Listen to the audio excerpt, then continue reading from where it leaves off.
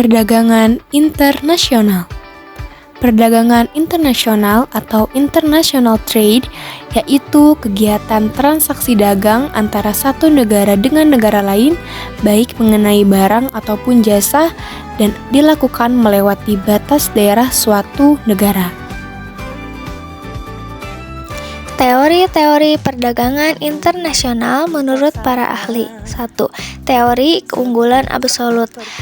Teori ini dicetuskan oleh Adam Smith pada tahun 1977. Teori ini menjelaskan mengenai keunggulan yang dimiliki sebuah negara terhadap negara lain secara mutlak pada hal produksi. Intinya, jadi negara dengan spesialis produk tertentu memiliki peluang besar untuk mendapatkan keunggulan mutlak ketimbang negara yang tidak memilikinya. Nah, perbedaan efisiensi dan spesialis produk tersebutlah yang kemudian nantinya akan mendorong perdagangan internasional di berbagai negara. 2. Teori keunggulan komparatif. Teori ini diperkenalkan oleh David Ricardo tahun 1971 yang menyatakan bahwa perdagangan internasional dapat terjadi walaupun suatu negara tidak memiliki keunggulan absolut. Nah, jadi menurut David Ricardo, walaupun suatu negara tidak mempunyai keunggulan absolut, maka negara tersebut masih bisa terlibat dalam perdagangan internasional dan menghasilkan keuntungan apabila bisa melakukan spesialis barang atau jasa yang mempunyai biaya yang lebih sedikit dibandingkan dengan negara lainnya. Teori ekonomi merkantilisme. Teori ini pertama kali diperkenalkan oleh Victor de Riquet Marquis de Mirabeau pada tahun 1763. Nah, jadi menurut ia, perdagangan jika kekayaan suatu negara dihitung dengan jumlah modal atau aset yang dimiliki. Teori ini beranggapan jika kegiatan ekspor harus dilakukan sesering mungkin dan kegiatan impor dilakukan semini mungkin agar negara menjadi lebih kuat dan kaya. Keempat, ada teori Heckscher-Ohlin, dikenalkan dengan nama Professional Factor Theory, yang diperkenalkan oleh Elin Heckscher dan Bertil Ohlin muridnya, mengatakan jika negara yang memiliki faktor produksi tinggi dan biaya produksi murah akan cenderung melakukan ekspor dengan spesialisasi produk. Begitu sebaliknya, jika negara memiliki faktor produksi langka dan biaya produksi yang mahal akan cenderung melakukan impor dari negara lain. Faktor pendorong perdagangan internasional. Yang pertama yaitu perbedaan sumber daya alam. Seperti yang telah kita ketahui bahwa potensi sumber daya alam di tiap-tiap negara itu berbeda-beda. Suatu negara akan cenderung mengimpor barang yang kurang mereka miliki di negaranya untuk memenuhi kebutuhan mereka dan akan mengekspor barang yang kelebihan produksi di negaranya. Contohnya, seperti Saudi Arabia yang negaranya kaya akan minyak bumi, tapi negara tersebut membutuhkan sumber daya alam yang lain seperti karet. Berkebalikan dengan Indonesia yang merupakan negara penyumbang karet. Namun, Indonesia masih memerlukan minyak bumi karena belum mencukupi kebutuhan di dalam negeri. Perbedaan tersebut akan menyebabkan terjadinya perdagangan internasional, di mana Indonesia akan meminta Saudi Arabia untuk mengimpor minyak bumi, dan Indonesia akan mengekspor karet ke Saudi Arabia. Yang kedua, ada penghematan biaya produksi. Beberapa produk yang diproduksi membutuhkan ilmu pengetahuan dan teknologi tinggi, dan tidak semua negara memiliki kemampuan yang sama.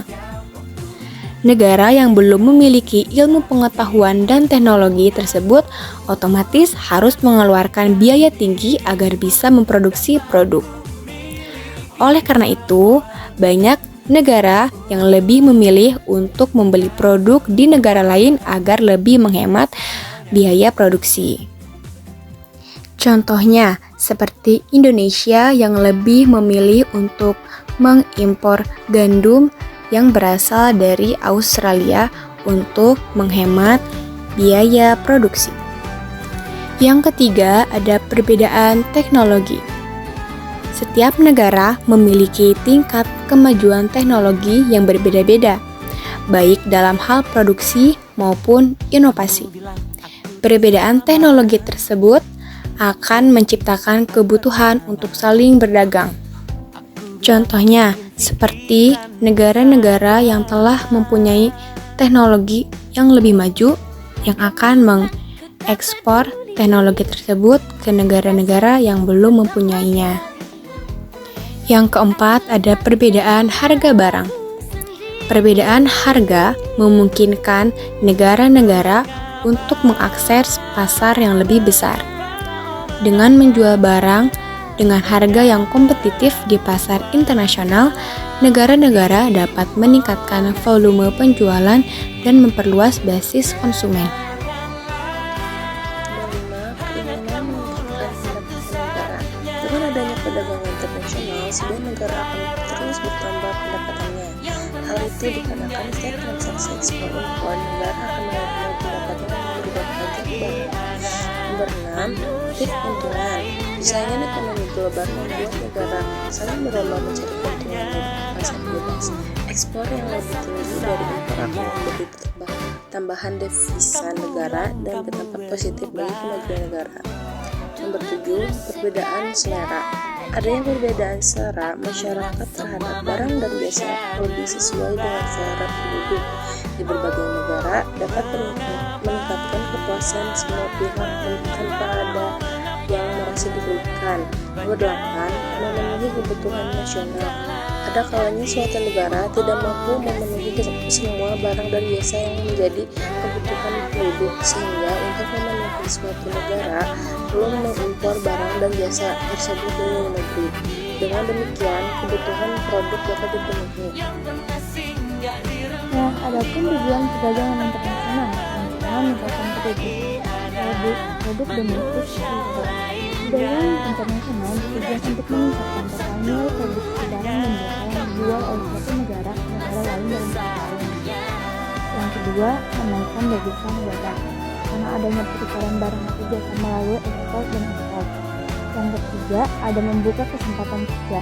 Dengan majunya perdagangan internasional, maka jumlah produksi akan ditingkatkan untuk memenuhi kebutuhan ekspor. Dengan demikian, jumlah tenaga kerja juga diperlukan semakin meningkat. Yang keempat, ada memperluas pasar. Perdagangan internasional memiliki tujuan agar sebuah perusahaan yang ada dalam negara tersebut dapat menjalankan mesin produksinya secara maksimal. Yang kelima, ada memenuhi kebutuhan negara. Jenis-jenis perdagangan internasional. Yang pertama ada ekspor. Ekspor yaitu kegiatan menjual barang atau jasa ke luar negeri. Contohnya seperti Indonesia yang mengekspor minyak mentah ke Amerika Serikat. Yang kedua ada impor. Impor adalah kegiatan membeli barang atau jasa dari luar negeri. Contohnya Indonesia mengimpor mesin-mesin dari Jepang. Yang ketiga ada barter. Barter adalah bentuk perdagangan tertua yang melibatkan pertukaran barang atau jasa secara langsung tanpa menggunakan uang.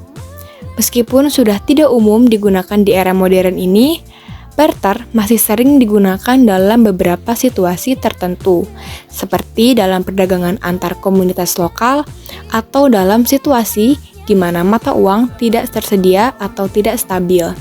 Contohnya, Vietnam membarter kopi dengan teknologi pengolahan kopi dari Amerika Serikat. Yang keempat ada konsinyasi. Konsinyasi adalah sistem di mana penjual menitipkan barang kepada pembeli untuk dijual.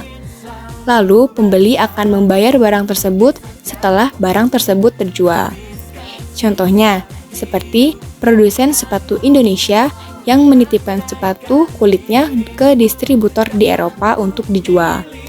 Atau contoh sederhananya seperti agen penjualan pakaian yang menitipkan pakaiannya ke toko baju. Selanjutnya yang kelima ada border crossing. Border crossing adalah perdagangan yang terjadi di negara yang saling berbatasan. Biasanya, perdagangan tersebut terjadi di garis perbatasan negara yang berdasarkan perjanjian tertentu.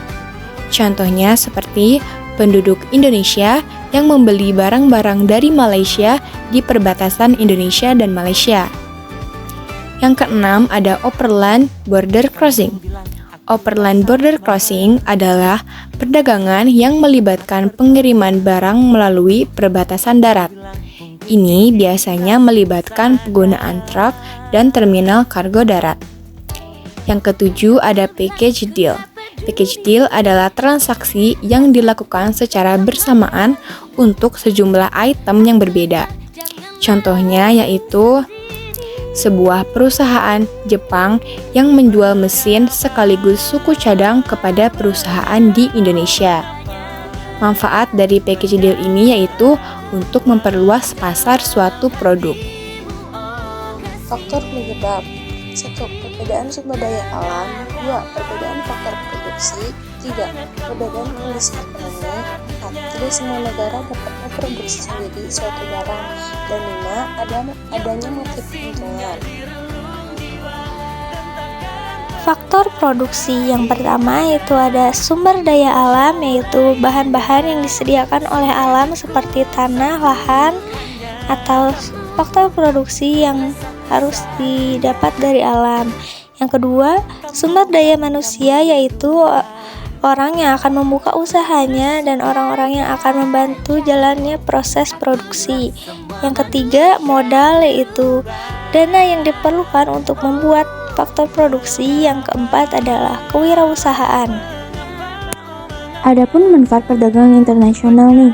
Yang pertama, memperoleh devisa. Dari tadi kita membicarakan devisa. Jadi devisa itu adalah alat pembayaran internasional atau alat pembayaran luar negeri. Yang kedua ada memperluas kesempatan kerja, mendapatkan harga yang lebih murah, meningkatkan kualitas ekonomi, meningkatkan pertumbuhan ekonomi, mendorong kemajuan iptek, meningkatkan pendapatan nasional, memperluas pasar, dan meningkatkan hubungan persahabatan antar negara. Faktor penghambat perdagangan internasional. Yang satu, nilai tukar yang berbeda. Yang kedua, kualitas sumber daya manusia yang rendah. Yang ketiga, adanya konflik dalam suatu negara. Yang keempat, adanya kebijakan impor dari suatu negara. Yang kelima, terjadinya perang. Yang keenam, pembayaran antar negara yang sulit.